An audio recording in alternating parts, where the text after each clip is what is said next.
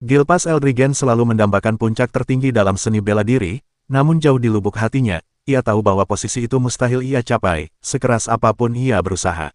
Meski begitu, rasa putus asa justru membuatnya nekat menempuh jalan legenda yang diwariskan turun-temurun, tentang sebuah buah emas di dalam sebuah kuil suci, yang dijaga oleh seekor naga. Konon, buah emas itu mampu memberikan keabadian. Dengan tekad yang tak tergoyahkan, Gilpas bertarung melawan naga tersebut dalam pertarungan sengit yang berlangsung panjang dan melelahkan. Pada akhirnya, ia berhasil menumbangkan sang penjaga suci, duduk di atas jasad naga bagaikan penakluk sejati, ia menatap buah emas yang ternyata benar-benar ada. Dengan penuh keyakinan bahwa buah itu akan membawanya menuju puncak seni bela diri, Gilpas pun bersiap memakannya. Namanya dikenal di seluruh dunia, Gilpas Eldrigen, manusia terkuat pada masanya. Bertahun-tahun kemudian, Gilpas menua. Ia terbaring lemah di ranjang kematiannya, dikelilingi keluarga yang ia cintai. Di sisinya duduk putra sulungnya, Gilliam, dengan wajah muram. Gilpas menyadari kesedihan sang anak, lalu dengan suara lirih ia menenangkan, waktunya sudah tiba, dan Gilliam harus tetap menjadi orang baik. Kesedihan itu semakin dalam karena Gilliam merasa akan kehilangan ayahnya, sama seperti dulu ia kehilangan sang ibu. Menjelang ajalnya, Gilpas kembali teringat buah keabadian itu. Ia sadar, semua hanyalah omong kosong. Namun ia mencoba menemukan penghiburan pada kenyataan bahwa ia memiliki istri dan anak-anak yang menemaninya. Kepada mereka ia berkata, aku sudah menjalani hidup yang baik, aku tidak menyesal. Padahal, jauh di dalam hatinya, itu adalah kebohongan besar, Gilpas masih menyesal karena belum mampu mencapai puncak seni bela diri. Tak lama kemudian, ia pun mengembuskan napas terakhir. Namun tiba-tiba, matanya kembali terbuka. Gilpas terkejut, segalanya terlihat berbeda. Tubuhnya terasa ringan, dan saat menoleh ke sekeliling, ia melihat tangan mungil seorang bayi. Kesadaran pun menghantamnya, ia telah terlahir kembali sebagai bayi, terbaring di dalam ranjang kecil. Ia hampir tak percaya dengan apa yang dilihatnya, namun segera mencoba menenangkan diri. Bagaimanapun juga, di kehidupan sebelumnya ia adalah seorang ahli bela diri bintang 10. Gilpas yakin posisinya saat ini tidaklah biasa, siapa yang bisa melakukan hal ini padanya. Tiba-tiba pikirannya tertuju pada buah emas yang pernah ia makan. Buah itu ternyata bukanlah buah keabadian, melainkan buah reinkarnasi, seperti yang sempat ia curigai sebelumnya. Senyum kecil muncul di wajahnya. Reinkarnasi bahkan lebih baik. Dengan kesempatan baru ini, ia percaya dirinya benar-benar bisa mencapai puncak seni bela diri yang dulu tak sempat ia raih. Ia mulai memperhatikan sekeliling, ada bayi-bayi lain di ruangan itu, dan karena bangunan tempatnya berada terpisah, ia menyimpulkan bahwa dirinya kini mungkin terlahir dalam keluarga Eldragon. Meski begitu, hatinya dipenuhi tanda tanya, mengapa ada begitu banyak bayi di sini. Tak lama pintu terbuka, beberapa pelayan masuk dengan botol-botol berisi cairan merah. Salah satu pelayan mengambil seorang bayi, namun ternyata bukan manusia, itu adalah bayi goblin. Gilpas terkejut, tak mengerti apa maksudnya. Pelayan itu lalu memberi makan sang goblin dengan cairan merah tersebut. Sekejap kemudian, tubuh bayi goblin itu rusak, memercikkan darah ke wajah Gilpas. Jantungnya berdegup keras, rasa takut merayap ke seluruh tubuhnya. Apa sebenarnya isi botol itu? Para pelayan tampak tenang, mereka hanya mengomentari bahwa dosisnya terlalu pekat, lalu mencampurnya agar lebih encer. Setelah itu, mereka melanjutkan memberi minum bayi-bayi lain. Sebelum sempat berpikir lebih jauh, seorang pelayan mengangkat Gilpas dari ranjangnya. Ia menatap botol itu dengan jelas, isinya bukan susu, melainkan cairan yang memancarkan energi sihir yang begitu pekat. Botol itu dipaksa masuk ke mulutnya, dan begitu cairannya menyentuh lidah, ia langsung mengenalinya, ini adalah darah naga purba. Gila, mereka memberi bayi minum darah naga, pikirnya terkejut. Seketika ia mengerti mengapa cairan itu perlu diencerkan. Naluri pertamanya adalah memuntahkannya, apalagi ia sudah menelan sedikit. Namun ia menenangkan diri, sedikit saja tidak akan membunuhnya. Ia juga menyadari bahwa bayi-bayi lain berusaha memuntahkan cairan itu, dan ia hampir mengikuti mereka. Tiba-tiba sebuah pikiran melintas, bagaimana jika ia melakukan kesalahan?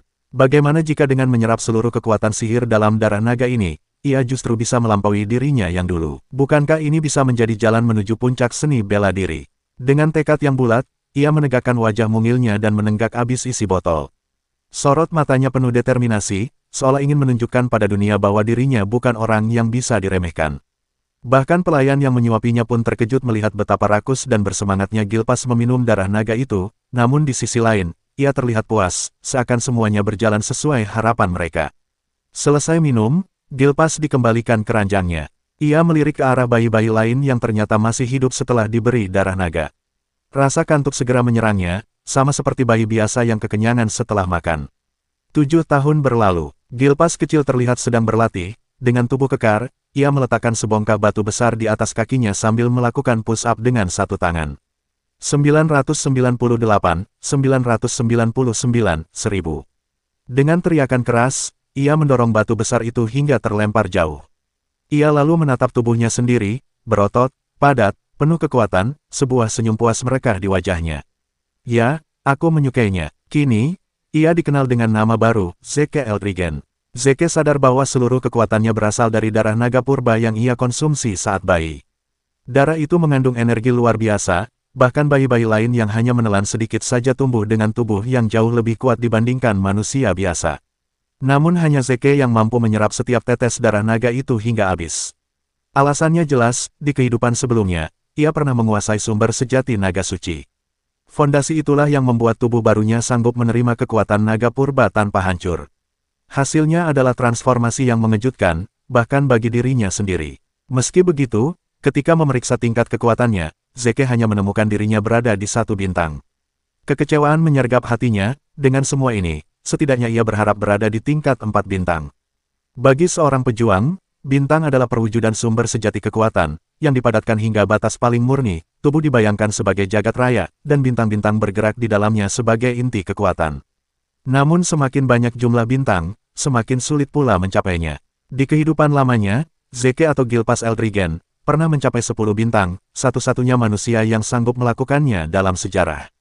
Kini, meski harus memulai kembali dari 1 bintang, ambisi yang sama masih menyala di hatinya, mencapai puncak seni bela diri sejati. Sudah 7 tahun berlalu sejak Zeke dilahirkan sebagai anak dari kepala keluarga Eldragon saat ini, namun, statusnya hanyalah anak haram, ibunya telah lama meninggal, sementara sang ayah tak pernah sekalipun menampakkan wajahnya.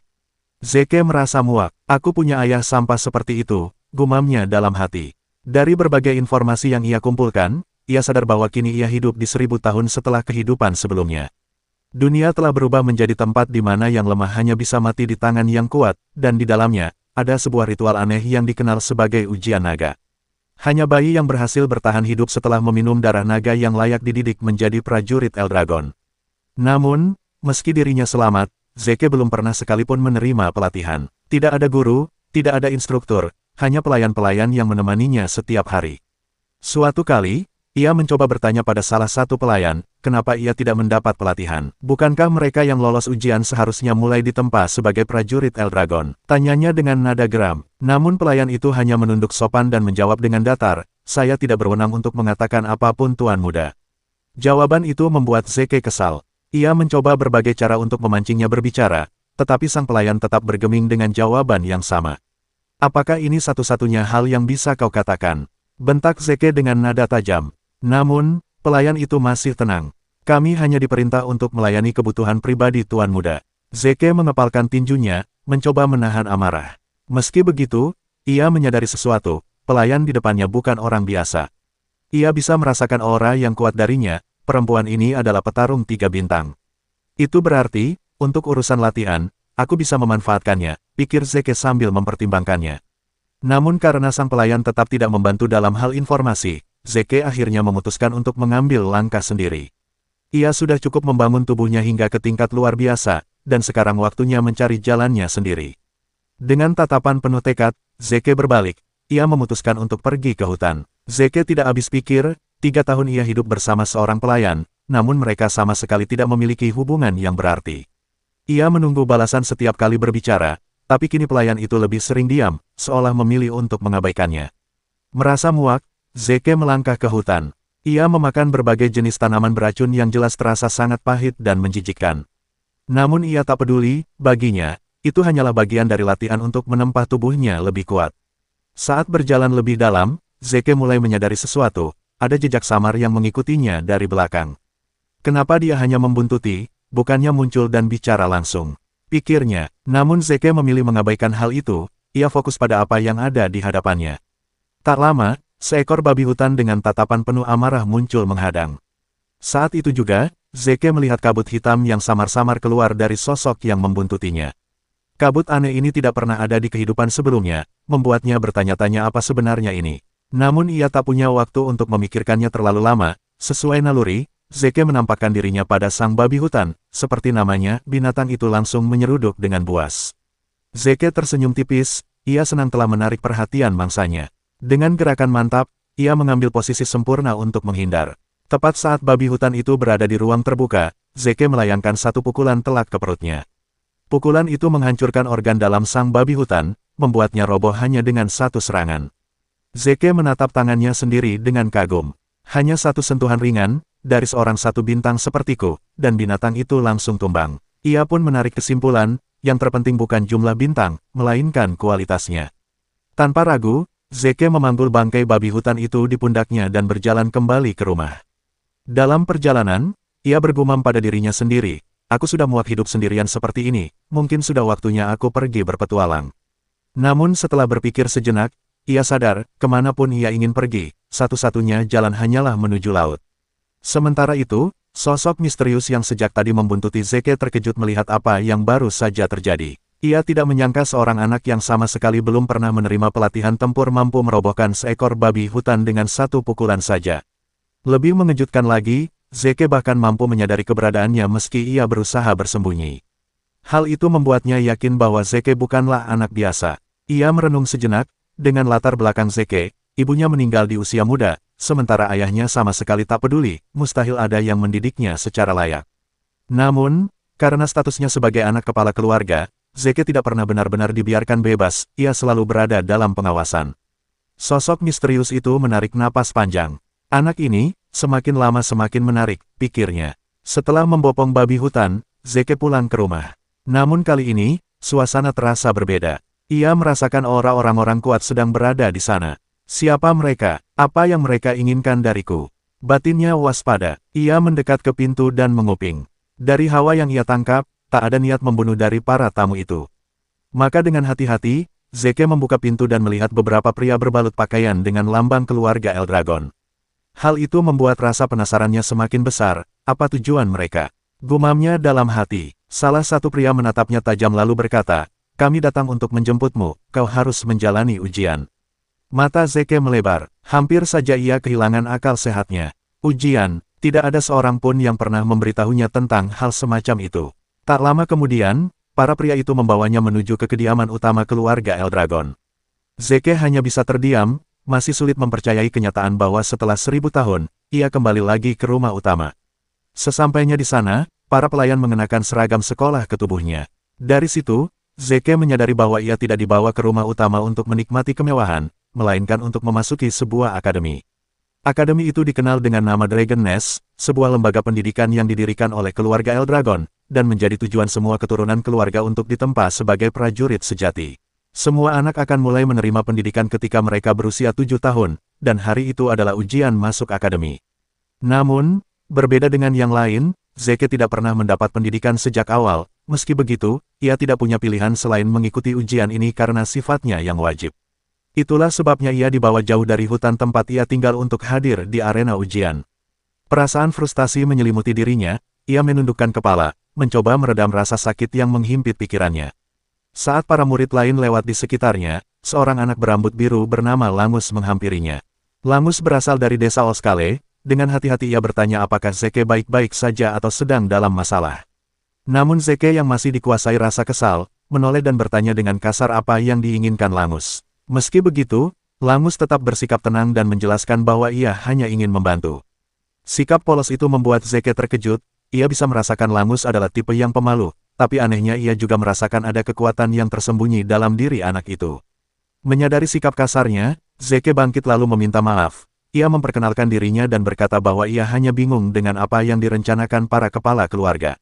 Langus menjelaskan bahwa isi ujian sebenarnya tidak pernah berubah dari tahun ke tahun. Mendengar itu, Zeke jujur mengaku bahwa ia sama sekali tidak tahu apa-apa tentang ujian ini. Langus terperangah. Ia benar-benar menyadari kalau Zeke tak punya pengetahuan sedikit pun tentang ujian yang akan mereka hadapi. Sebelum sempat menjelaskan lebih jauh, sekelompok pengganggu datang dari belakang, mereka mengejek Langus dengan sebutan anak lemah. Zeke ikut terkejut mendengar ada yang berani memanggilnya begitu, pimpinan kelompok itu ternyata adalah seorang anak bernama Reton, yang juga berasal dari desa Oskale. Dengan nada menghina, Reton menertawakan Langus. Ia mengatakan bahwa anak lemah seperti Langus tidak pantas ikut ujian, lebih baik pulang saja untuk bermain. Langus yang polos, hanya menjawab bahwa ia memang datang untuk mengikuti ujian, tapi jawaban itu justru membuat Reton semakin marah. Ia berteriak bahwa Langus hanyalah sampah, mustahil ia bisa masuk akademi. Reton bahkan menyinggung Zeke dengan menyebut bahwa ayahnya hanyalah seekor Mock Dragon. Mendengar itu, Zeke melihat tangan Langus mengepal erat, ia jelas menahan amarah. Dalam keluarga Eldragon, terdapat hierarki ketat. Tingkat paling rendah disebut Lesser Dragon, di atasnya ada Young Dragon, kemudian Adult Dragon, dan puncaknya adalah Elder Dragon. Namun ada tingkatan paling rendah yang tidak dianggap, Mock Dragon. Mereka adalah orang-orang yang gagal memasuki sarang naga atau tidak lulus dari akademi. Julukan itu berarti naga palsu. Reton mengejek Langus dengan status hina itu. Meski begitu, dalam hatinya, Langus bertekad membuktikan bahwa dirinya dan orang-orang sepertinya bukanlah palsu. Melihat situasi memanas, Zeke ikut bicara. Ia bertanya bagaimana Reton bisa yakin Langus adalah sampah padahal ujian saja belum dimulai. Reton kaget Zeke berani menentangnya, lalu bertanya siapa dia sebenarnya. Dengan tenang Zeke menjawab bahwa ia tidak punya masalah, hanya ingin tahu kenapa Reton begitu yakin Langus tidak akan pernah masuk akademi. Reton menjawab bahwa orang seperti Langus hanyalah pecundang. Mendengar itu, Zeke menegaskan bahwa Langus justru lebih kuat daripada Reton dan kelompok sampahnya. Ucapan itu membuat Reton makin murka, sampai-sampai nyaris menimbulkan keributan besar. Untung saja seorang penguji datang tepat waktu, ia mengumumkan bahwa ujian masuk akan segera dimulai. Para peserta diminta mendaftar dan mengambil nomor tanda ujian.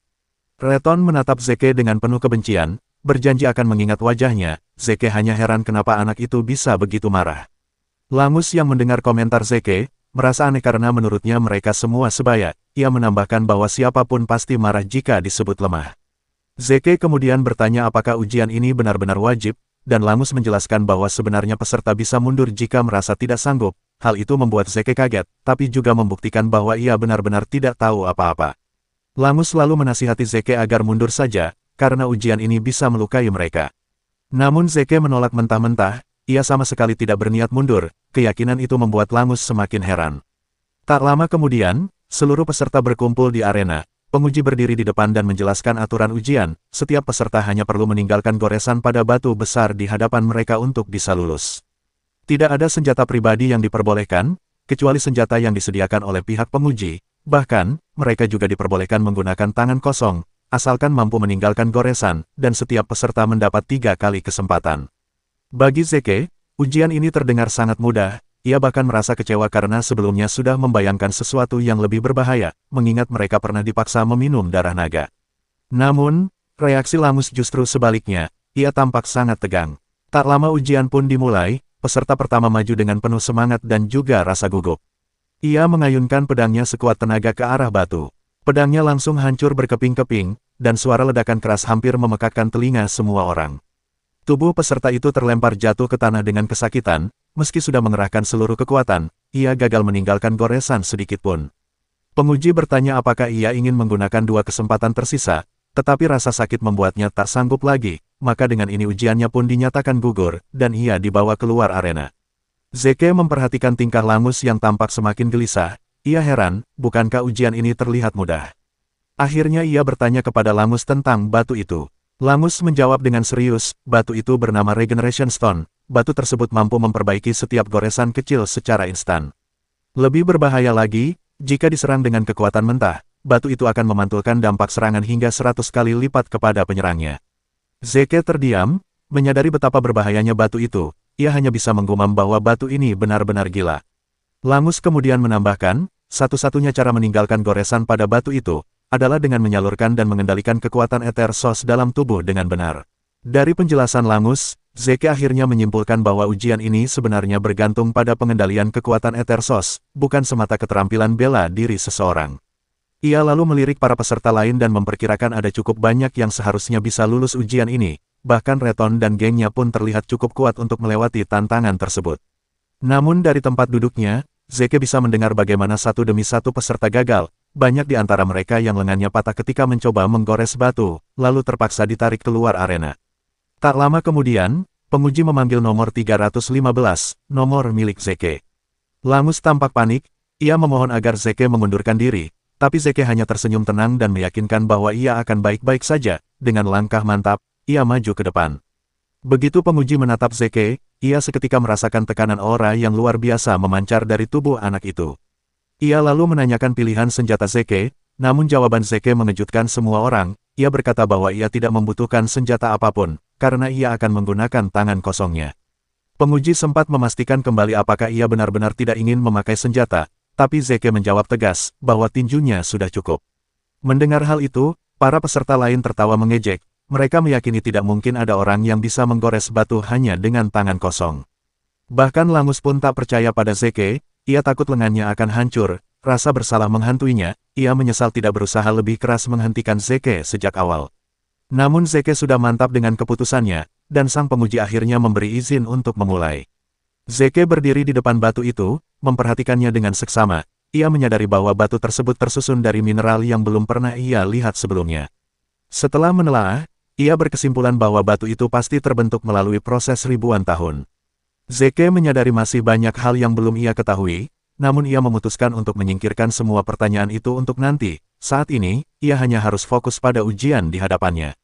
Ia mulai mengerahkan kekuatannya, mempersiapkan diri untuk menghantam batu. Dengan energi yang ia bangkitkan, ia yakin itu cukup untuk melakukan apa yang ia inginkan terhadap batu tersebut. Teknik yang ia pilih adalah Dragon Slayer Combat Technique Form, cahaya kuning terang melingkupi tubuh dan lengannya. Dengan sekuat tenaga, ia mengayunkan tinjunya ke arah batu. Puncaknya batu itu hancur berkeping-keping, suara ledakan menggema di arena, diiringi debu yang mengepul tebal. Semua orang terkejut, sebagian besar refleks menutup mata mereka. Namun sang pemuji tetap menatap dengan mata terbuka lebar, menyadari bahwa apa yang baru saja ia saksikan adalah sesuatu yang luar biasa. Zeke menarik napas lega, namun ia segera sadar, teknik itu masih terlalu berat untuk usianya.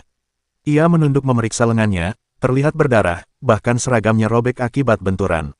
Alih-alih merasa bangga, ia justru menyimpulkan bahwa latihannya masih belum cukup. Para peserta lain hanya bisa bertanya-tanya bagaimana Zeke bisa melakukan hal semustahil itu. Reton sendiri diliputi kemarahan, tidak rela melihat Zeke mampu menghancurkan batu. Langus masih ternganga, seolah tak percaya dengan apa yang baru saja ia lihat, karena bagi dirinya, Zeke adalah orang terakhir yang ia pikir bisa lulus ujian.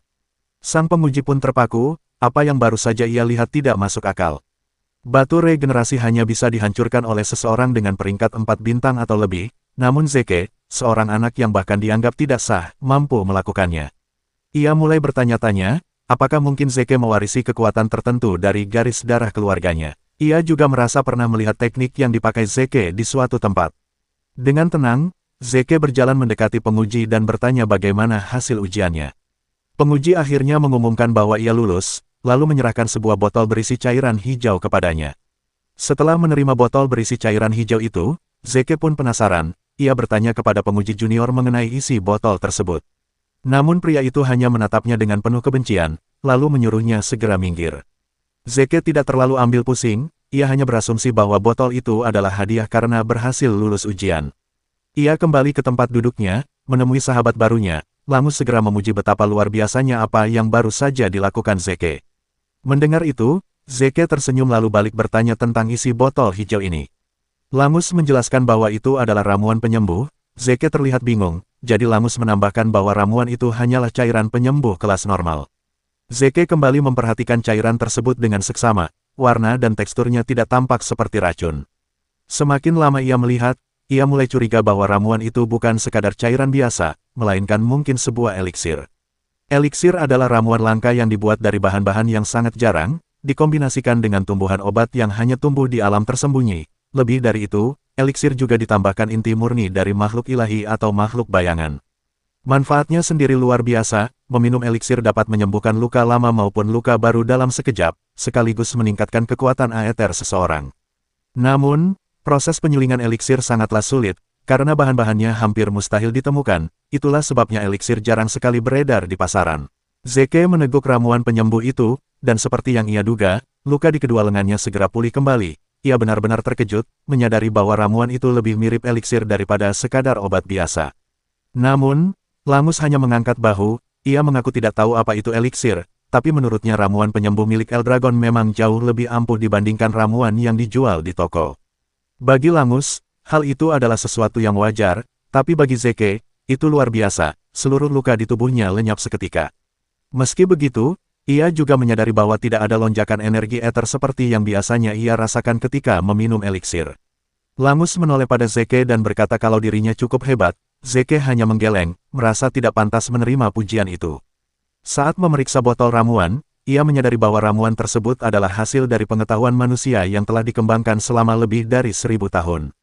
Langus kembali mengingatkan bahwa Zeke memang kuat. Dengan tenang, Zeke menjawab bahwa tujuannya memang menjadi yang terkuat, jadi tidak ada yang perlu diherankan. Tak lama kemudian, Brenton bersama geng pengganggunya maju untuk mengikuti ujian. Sesuai dugaan Zeke, mereka semua berhasil lolos. Akhirnya, giliran peserta nomor 414 dipanggil, dan ternyata itu adalah Langus sendiri. Saat turun ke arena, Zeke bisa melihat jelas rasa gugup di wajah temannya itu. Ia segera menyemangati Langus, menyuruhnya menenangkan diri dan meyakinkan bahwa semuanya akan baik-baik saja. Langus menoleh, separuh bercanda, meminta Zeke berhenti menaikkan standar terlalu tinggi kepadanya. Setibanya di tempat ujian, Langus mengambil sebilah pedang. Zeke hanya bisa bertanya-tanya dalam hati apa sebenarnya yang akan dilakukan Langus. Langus kemudian menarik napas dalam-dalam, lalu mengayunkan pedang ke arah batu ujian. Sayangnya, tebasan itu sama sekali tidak meninggalkan goresan. Langus bahkan sampai terjatuh setelah serangan pertamanya gagal. Sang penguji seperti biasa, memberitahu bahwa ia masih memiliki 2 kesempatan lagi. Langus bangkit kembali untuk mencoba serangan kedua, namun hasilnya tetap sama, tebasannya gagal, dan ia kembali terjatuh. Air mata mulai mengalir di wajahnya, muncul ketakutan bahwa dirinya akan benar-benar gagal, persis seperti ejekan para pengganggunya selama ini. Seperti yang sudah bisa ditebak, Brenton dan kawan-kawan langsung tertawa terbahak-bahak. Mereka mengejek, menyebutkan bahwa anak keturunan setengah naga akan tetaplah setengah naga. Mereka menyuruh Langus menyerah saja, sambil mengingatkan Zeke bahwa sebelumnya ia pernah berkata Langus lebih kuat daripada mereka.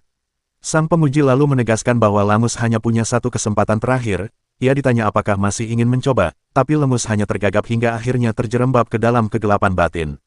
Di tengah kegelapan itu, suara Zeke terdengar, bertanya apa yang sedang ia lakukan. Langus pun menoleh kebingungan. Zeke lalu menyarankan agar ia menggunakan tombak, bukan pedang. Langus masih ragu, tidak mengerti maksudnya, tapi Zeke menegaskan ucapannya. Ia bahkan menegur Langus karena terus memaksakan diri memakai senjata yang tidak cocok. Tak peduli berapa kali kau mencoba, ujar Zeke tegas, kau tidak akan pernah bisa menggores batu itu dengan pedang. Ejekan kembali terdengar dari Brenton dan teman-temannya. Mereka menertawakan saran Zeke, mengingatkan bahwa Langus sejak kecil memang diajarkan menggunakan pedang dan tidak pernah berlatih dengan tombak. Menurut mereka, meskipun Langus berganti senjata, ia akan tetap menjadi anak yang lemah dan menyedihkan. Namun Zeke tidak gentar, ia menoleh pada penguji dan bertanya apakah peserta boleh mengganti senjata di tengah ujian. Sang penguji mengangguk, memastikan bahwa hal itu diperbolehkan. Senyum tipis terlukis di wajah Zeke, ia menatap Langus penuh keyakinan dan berkata, kalau begitu, silakan gunakan tombak, pilihan ada di tanganmu. Seperti seorang orator ulung, Zeke melanjutkan, apa kau akan meninggalkan arena ini sebagai pecundang? Langus menggeleng dengan tegas, ia bangkit kembali, menatap Zeke dengan tekad baru, dan berkata bahwa ia akan mengikuti saran itu, mencoba menggunakan tombak. Diketahui ternyata, ayah Langus dulu tidak pernah diizinkan masuk ke sarang naga, ia selalu menjadi bahan ejekan dan hinaan. Namun, meski dihujani cemoohan, ayahnya tidak pernah menyerah, ia tetap berusaha sekuat tenaga membesarkan putranya dengan baik. Karena semua pengorbanan itu, Langus bertekad membuktikan bahwa dirinya bukanlah sosok palsu. Kata-kata Zeke kembali terngiang di benaknya, bahwa ia akan selalu mendapat hasil yang sama, berapa kali pun mencoba menggunakan pedang. Meski baru mengenal Zeke, Langus memutuskan untuk mempercayainya, namun masalahnya, ia sama sekali tidak tahu bagaimana caranya menggunakan tombak. Zeke dengan sederhana memberi arahan, tusukkan saja lurus ke depan, jangan berpikir terlalu rumit dan lakukan saja. Langus tahu mustahil bagi pemula yang baru pertama kali memegang tombak untuk bisa merusak batu regenerasi. Tapi ia juga sadar, ia tidak akan pernah tahu hasilnya jika tidak mencoba. Zeke percaya padanya, dan itu sudah cukup menjadi alasan bagi Langus untuk percaya pada dirinya sendiri. Ia pun mengambil posisi siaga, saat menggenggam tombak, ia merasakan aliran energi sumber aether dalam tubuhnya berbeda dibandingkan ketika memegang pedang. Dengan tekad penuh, Langus berlari ke arah batu ujian dan menghujamkan tombak sekuat tenaga. Dentuman keras bergema, disertai gelombang kejut yang menyebar, Brenton dan gengnya langsung tertawa, menganggap tidak ada bedanya meski Langus mengganti senjata, namun, saat diperhatikan lebih dekat, tawa mereka mendadak terhenti. Langus berhasil, ujung tombaknya benar-benar menembus batu regenerasi. Kejutan memenuhi ruangan, para pengganggu itu terdiam, bahkan sang penguji pun sulit mempercayai apa yang baru saja terjadi. Zeke tersenyum bangga dan bertepuk tangan untuk temannya, sementara itu, Langus sendiri hampir tidak percaya pada penglihatannya, apalagi saat sang penguji menuliskan catatan resmi bahwa ia lulus ujian. Dengan gemetar, Langus sampai harus bertanya sekali lagi untuk memastikan, namun sebelum ia larut dalam kebingungan, Zeke tiba-tiba memeluknya dari belakang. Dengan suara mantap ia berkata, "Kau berhasil, kau benar-benar melakukannya." Dengan mata berkaca-kaca penuh kebahagiaan, Langus memeluk Zeke erat-erat, sementara itu, Brenton dan gengnya sama sekali tidak mau percaya bahwa Langus benar-benar berhasil lulus ujian, mereka meyakini bahwa keberhasilan itu hanyalah keberuntungan semata.